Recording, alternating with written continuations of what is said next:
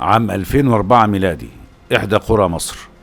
بدأ الشيخ توفيق يحضر بخوره بكثافة ويقرأ عليها طلاسم حتى يسمح له الرصد الفرعوني القوي بفتح المقبرة، لكن فوجئ بنار طويلة اللهب تخرج من الحفرة الثانية، والشيخ توفيق يرتل سريعا كلمات غير مفهومة، وكلما زاد في ترتيلاته زاد طول لسان اللهب حتى وصل إلى عدة أمتار، ورأى عيني اللهب تنظر إليه شزرا، وإذ به يسمع صوت كالرعد المسلسل يقول له: سوف نسمح لك بفتح المقبرة دون قربان بشرط واحد، أن تحافظ على البردية بحياتك أنت ومن بعدك، لأن عهدنا قد انتهى بحراسة المقبرة، ونوينا أن نغادر هذا المكان إلى البحر حيث يعيش الجن الأزرق، وسوف نحملك الأمانة أنت ومن بعدك. واختفى الصوت واختفت النار. فاق الشيخ توفيق بعدما أصبح مغشى عليه تقريبا من الهول، وصرخ قائلا: يا صبحي يا صبحي، ولكن لم يكن أحد موجود في الساحة نهائي. خارج فناء المنزل ووجد صبحي والعمال وهم في حالة انهيار. صرخ فيهم الشيخ توفيق: بشرى بشرى، وصلنا للباب والرصد وافق على فتح باب المقبرة. أسرع صبحي والشيخ توفيق والعمال وأكملوا الحفر في الحفرة الثانية بكامل الطاقة والجهد. صرخ أحد العمال: يا شيخ توفيق يا شيخ توفيق، وصلنا للباب والحمد لله. الشيخ توفيق: اوعى حد يفتح المقبرة لغاية ما يجي الدكتور. اتصل صبحي بالدكتور شريف خبير الآثار لكي يأتي ويفتح المقبرة. جاء مسرعا الدكتور شريف في سيارة فارهة ومعه بعض المساعدين إلى المنزل. سلم عليهم ثم قال: محدش يقرب من الباب ده، له طريقة معينة في الفتح. وفعلا فتحوا الباب وهرولوا مبتعدا عن باب المقبرة حتى يسمح الهواء الفاسد داخل المقبرة بالخروج لعدة ساعات ودخول الهواء النقي داخلها.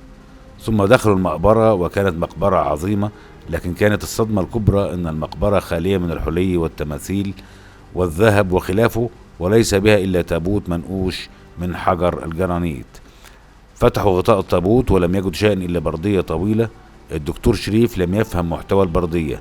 صبحي للدكتور شريف: مش ممكن تجيب البردية دي فلوس كتير واحنا ما نعرفش؟ نظر له الدكتور شريف وقال: مش عارف، ممكن احاول اشوف مشتري ليها. وبعد عدة ايام من اتصالات دكتور شريف بسماسرة الاثار، حضر عندهم مستر فيليب، وهو انجليزي لكنه يتكلم العربية وهو خبير في الاثار، ومسك البردية وبدأ يتأملها لكن دون ان يفهم ما تحويه بشكل واضح. الشيخ توفيق لفيليب: يعني البردية دي هتجيب فلوس قد ايه؟ رد عليه فيليب: الموضوع اكبر مني. صبحي لفيليب: اكبر قد ايه؟ فيليب لصبحي: انا هاخد البردية دي معايا واصبر عليا عدة ايام لغاية ما اشوف. عام 2004 ميلادي، انجلترا. سافر فيليب الى انجلترا ومعه البردية، وتوجه مباشرة الى منظمة فرسان المعبد السرية بانجلترا المتوارثة من مئات السنين، وعرض عليهم الامر. مستر ديفيد، وهو احد خبراء فك الرموز لفيليب: هذا ما نبحث عنه منذ مئات السنين، انها بردية تابوت الحكمة. بخروج هذه البردية وفك رموزها سيخرج طلسم روح الشر لوسيفر ملك الشر الذي سيدمر العالم، وستكون نهاية الإرادة الحرة للحضارة الأوروبية والحضارة الآسيوية وجميع الحضارات والعالم أجمع. سيركع إجبارا لهذا الطلسم كل شعوب العالم. وأخرج كتاب نوسترداموس التنبؤات، وبدأ يقرأ في تنبؤاته، ووجد به نفس النبوءة بالضبط: الطلسم الذي سوف يحكم العالم قهرا. وقال أنه يخشى أن يكون فعالية طلاسم سحر الحكمة قد انتهت بعد آلاف السنين، وممكن يخرج طلسم روح الشر في أي وقت من تحت الهرم الأكبر. وأخبره بأن هناك من يتعاون من المخابرات الإنجليزية معهم، وسوف يرسل لهم للبحث عن طلسم روح الشر.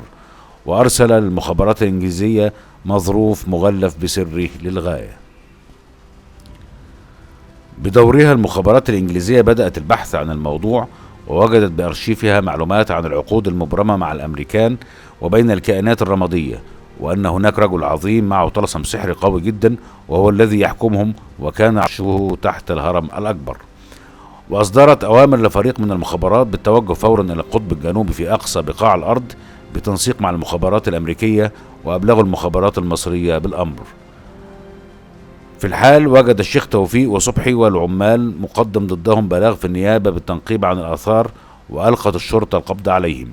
توجهت المخابرات الإنجليزية والأمريكية إلى القطب الجنوبي، وهناك لم يجدوا أي شيء، ولا فتحة ولا كائنات فضائية ولا مدخل أصلا إلى باطن الأرض. عام 1356 قبل الميلاد، مصر القديمة. نفرتيتي للكاهن: هل انتهيت من المقبرة وتجهيز تابوت الحكمة؟ رد عليها الكاهن: نعم يا ملكتي. وأخرج خنجر وطعنها في ظهرها قائلا لها: سامحيني يا سيدتي، لا بد من مسح دمك بالبردية، لأنه هو القربان الوحيد الذي رضي به الجن، دماء ملكية لحماية المقبرة والبردية آلاف السنين. نظرت إليه وهي في ذهول والدم يتقاطر منها. دخل أخناتون على زوجته الجميلة ووجدها تلفظ أنفاسها الأخيرة: حبيبتي الجميلة، ماذا حدث؟ وقصت له قصة وقالت له: لا تحزن، دماؤنا تسيل من أجل أتون. وأمر فورا بإعدام الكهنة والسحرة، وتلفت يمينه ويسراه وهو يسمع صوت يهمس في أذنيه دون أن يراه. دماء سالت وستسيل، لا تلتفت عن الشمس لأنه سيخرج لا محالة.